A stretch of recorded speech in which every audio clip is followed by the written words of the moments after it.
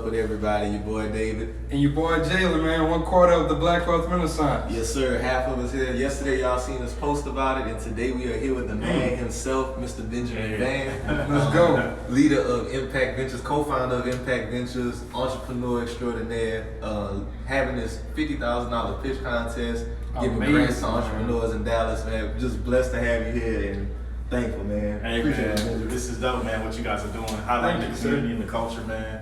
We're excited for you guys to be a part of this. You know, this has been a rigorous 10 weeks, you know, for the founders. They've been going through for the last 10 weeks, going through this accelerator program. And so we're honored to give 50 originally, but now it's 75 that we're giving out, 75,000.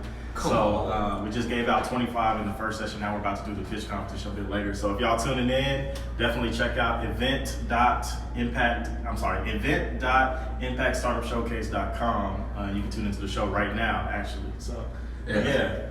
There's a pitch competition going on right now. We getting to meet some amazing business owners thanks to Benjamin right now. And Benjamin, just for everybody that's out there through our audience, they don't know all the great work you're doing. Man. Can you please give them an introduction to yourself? Yeah, so Benjamin Vann, I'm the founder and CEO of Impact Ventures. We are a startup accelerator program in Dallas that's focusing on women and specifically Black, Latinx-owned startups and small businesses. And so we support founders in the DFW Metroplex as well as across the country. We also just launched the Dallas Inclusive Capital Fund, which is Texas's first integrated capital fund, which is deploying both debt and equity to founders of color. And so we're looking at things that removing barriers like credit scores and access to collateral and all the things that have poses restrictions and really barriers to our community getting access to capital. And so we're able to do that in more flexible ways and really just kind of solve the wealth gap that we're experiencing here in our community. So man, that's powerful. Yeah, that's really powerful. You doing work that's really like, when Raquel said, she said he's literally shaking up Dallas and that. Yeah. I didn't know about the capital funds, bro. So with these capital funds, you're saying debt and equity, so like how does this disperse to people? So there's two ways you can get access to the capital. So we have like a little decision tree that, so if your company is making $250,000 at least, you can go directly to the fund side. And depending on your type of business, you might need a loan or you might need equity. So as you saw some of the guys pitching today and ladies pitching today, if you got a high growth tech company, you're probably looking for equity investment, right?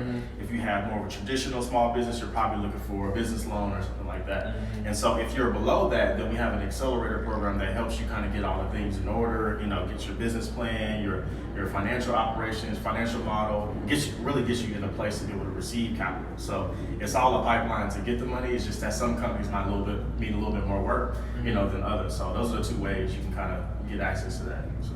That's amazing. And you said it's a 10-week program. How often do y'all do these 10-week programs? So we do it twice a year. So we do a semester in the fall and we do a semester in the spring. And so this is our spring that we're concluding right now. We have applications open right now on our website, impact-ventures.co.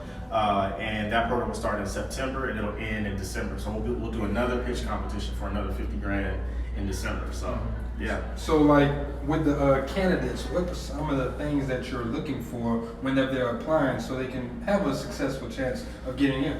Yeah, so one thing we learned about just here in Dallas is that we do a great job helping businesses start, right? Like get your idea out, you know, get your LLC, you know, kind of get that real foundational information to really start getting into business, right? Our program is more the 201, kind of 301. So it's like once you've gotten started, maybe you have 2 years under your belt, you kind of got some scars and some work rooms a little bit. You've been through entrepreneurial journey. Yeah. You got a little gray hair? Yeah, you got little gray hairs, you went through the ugly stage, couple black eyes, all that. So about 2 years in, you know, we take the entrepreneur and we see how do we help them scale into an enterprise where they're able to hire people, expand to new markets, you know, diversify the revenue streams. So we really kind of take them to that next level. And so we really look for companies that already have some initial traction. They might already have customer base, or just early adopters. You know, it might be just friends and family. We try to take that and multiply them. And really the I would say the really strong component of the program is the social capital piece. Social capital is a direct line to financial capital, right? And because a lot of us don't come from wealth or are members of country clubs or, you know, the good old boy network, except you have to have those social connections. So we have over 100 mentors in our pipeline right now in our network that are engaged in the program. And these are folks from across the country that have gone from idea to IPO to, you know, corporate executive, C-suite, right? And so their experience and their wisdom helps shorten that learning curve for entrepreneurs and really accelerate their growth because they're learning from the folks who've already done it. So they're skipping a lot of those mistakes along the way. So yeah, that social capital component is a really, really strong component that helps us get to the resources we need because, I mean, we just don't know a lot of people in our community that have done it. You know, when I growing up, you know, in the hood, I didn't have somebody that, you know, took a company public and that's what I was about raised to millions ask of you, bro. dollars. Like, how did you get so knowledgeable on all this? So, because, like, you have to build your own business to get to the stage where you helping people do this, right? yeah, man. So being an entrepreneur myself, you know, coming from a family of entrepreneurs, generational entrepreneurs, I kind of had a master's class in entrepreneurship from watching them, the struggles, the high points, the low points.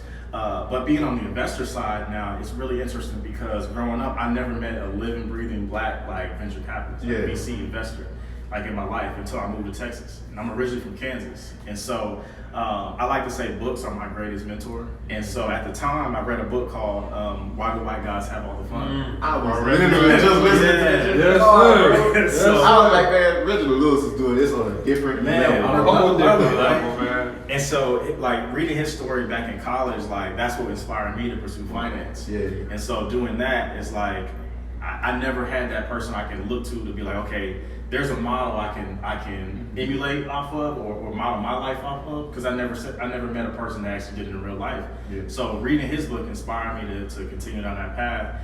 And doing so, you know, I ended up moving to Texas, was working in corporate finance, you know, worked for a national nonprofit doing development and fundraising.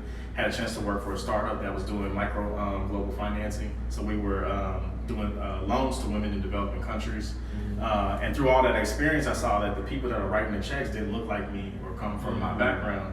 And then the people that were receiving the checks also didn't come from my background or look like me. So I was like, well, why is that? So the gap there. Yeah, so I started exploring that, and figuring out, okay, who's doing this across the country? Like, who's doing this in Dallas, really? And just learning more about it and started investing myself. And then it was like, okay, start talking to entrepreneurs. You know, back in 2017 when we started, it was all about community engagement. We were doing listening sessions, kind of understanding where people were and what they needed. And from there, we just continued to build and grow to where now I feel like, you know, folks like George Floyd, you know, they're the sparks of our lifetime, right? They're the sparks for the flame, and our mission really came to the forefront after his murder, really, because people had this heightened sense of awareness around like black businesses, inequities that already existed before the pandemic, the fact that businesses were closing due to the pandemic, and so. Right now, we're just excited to be in a growth mode, a growth phase, and be in a position where we're blessed to give out, you know, this capital, invest this capital to people that really deserve it, man. I mean, people are, you know, emptying their life savings. You know, they're really grinding. Maxing out credit cards, like you said, the ugly years, man. Right. Get there. And all we need is friends and family. So we see ourselves as the friends and family capital to a lot of our entrepreneurs that come through our programs and services or whatever. And so with these, do they have to be for-profit or non-profit organizations? So right now we do focus on 100% for-profit companies because there's equity, you know, ownership and things like that involved. But we want the company to be revenue generating. So they can be a nonprofit if they have like a earned revenue type of strategy towards being sustainable. So yeah. I don't know if you got any more questions. Man, I don't know, man. I want to say more for the podcast, man. I just want y'all to we got to do the podcast. On the podcast. Yeah. This brother, like, we didn't even get into the fact that you built a tech company, bro. Like we got, there's so much we can get into, but this was just a quick live, a special for 31 Days of Wealth. Benjamin, can you share those website links again? I just learned something. Where can they follow you as well? Yeah. So you can find me on LinkedIn. If you're on LinkedIn, just Benjamin J. Vann. That's 2 N's on the last name, VANN. But you can follow us on Instagram at Impact Venture Co. And you can also look us up on any platform at that same handle, or you can go to our website, impact-venture.co. And that's .co, not .com, to find us. Yes. I mean, we out there. If you go and scroll Instagram, type in Impact Ventures, you'll find all the stuff we've been doing for the last 5 years in Dallas. We hosted a huge hackathon at the Dallas Women's Museum that was like getting people involved in building technology. Okay, I think I gotta slide. But I gotta run. He's a busy man, but we appreciate it, bro. And damn, man, We can, just let it know. Anything you need from us, bro, just know that you can hit us up. I sent you my number. This is the first time we meet, but it's not gonna be the last. Definitely. What y'all doing is amazing, and I'm excited to be connected with y'all. That's all Man, I'm I'm ready for the podcast and to chop it up more to get this information out to people. So that's Here's what my business card. got it. No problem. Dope. Benjamin, appreciate you again. Yeah, man. And Yeah, I look forward to making some very special connections with you, my brother. Yeah, let's do it. Peace. You know, I learned something interesting about Instagram, man. What's You can, that? on IGTV, you can actually put clickable links in there. Yeah, you didn't know that?